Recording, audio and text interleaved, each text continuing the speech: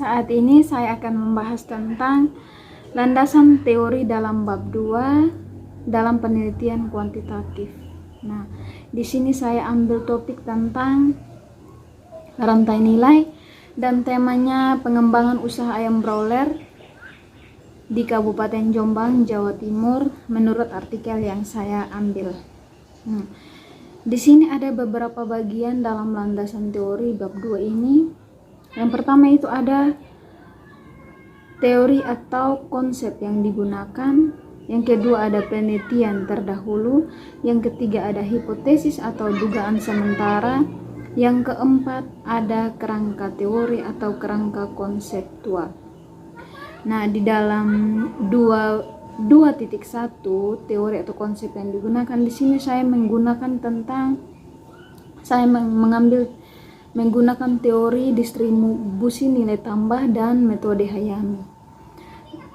Nah, di dalam bagian ini ada beberapa bagian lagi yang harus dibahas dalam teori atau konsep yang digunakan. Yang pertama itu teori tentang rantai nilai. Nah, rantai nilai ini kita membahas tentang definisi atau pengertian rantai nilai. Yang kedua kita membahas tentang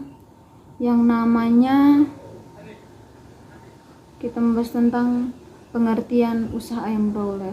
Nah, di sini juga kita akan membahas tentang definisi ayam broiler serta pengembangannya di dalam usaha di Kabupaten Jombang, Jawa Timur.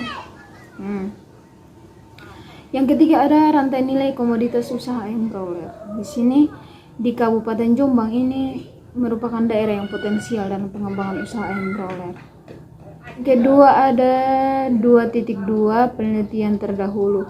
Penelitian terdahulu ini membahas tentang penelitian sebelumnya yang telah dilakukan oleh beberapa peneliti. Nah, di sini kita akan bahas, ini ada beberapa bagian. Di dalam penelitian terdahulu ini kita bukan hanya saja mengambil satu teori saja dari para peneliti, tetapi kita mengambil beberapa atau lebih dari satu. Yang ketiga ada hipotesis. Hipotesis ini membahas tentang dugaan sementara. Nah, di dalam penelitian kita akan membuat dugaan sementara atau jawaban sementara pertanyaan. Di sini saya membahas tentang harga ayam di pasar mengalami kenaikan yang tidak wajar atau signifikan. Itu karena apa? Nah, di sini ada beberapa yang harus dibahas karena apa? Yaitu beberapa pedagang yang mencurangi harga atau mereka menentukan harga sendiri dalam penjualan. Yang kedua harga pakan yang tinggi atau naik. Dan yang ketiga adanya daya saing antara pengusaha peternak atau pedagang. Yang keempat saya membahas tentang kerangka teori atau kerangka konseptual. Di sini dalam penelitian kualitatif kemarin membahas tentang adanya kerangka berpikir. Yang saya bahas kemarin yaitu kerangka berpikirnya apa saja masalah-masalah dalam pengembangan usaha ayam broiler. Nah, di sini di dalam kerangka konseptual ini atau kerangka teori ini di dalam penelitian kuantitatif saya membahas tentang ada penentuan titik awal sampai penentuan titik akhir. Sampai penentuan rantai nilainya. Penentuan akhir rantai nilai. Yang pertama itu ada penentuan titik awal analisis rantai nilai. Yang kedua ada penentuan segmen produk dan pasar akhir yang dituju. Yang ketiga ada identifikasi cara produsen untuk mengakses pasar. Yang keempat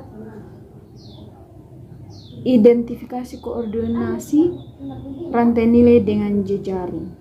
Nah, yang kelima identifikasi cara produsen untuk mengakses pasar. Menentukan efisiensi produksi serta yang terakhir peningkatan rantai nilai.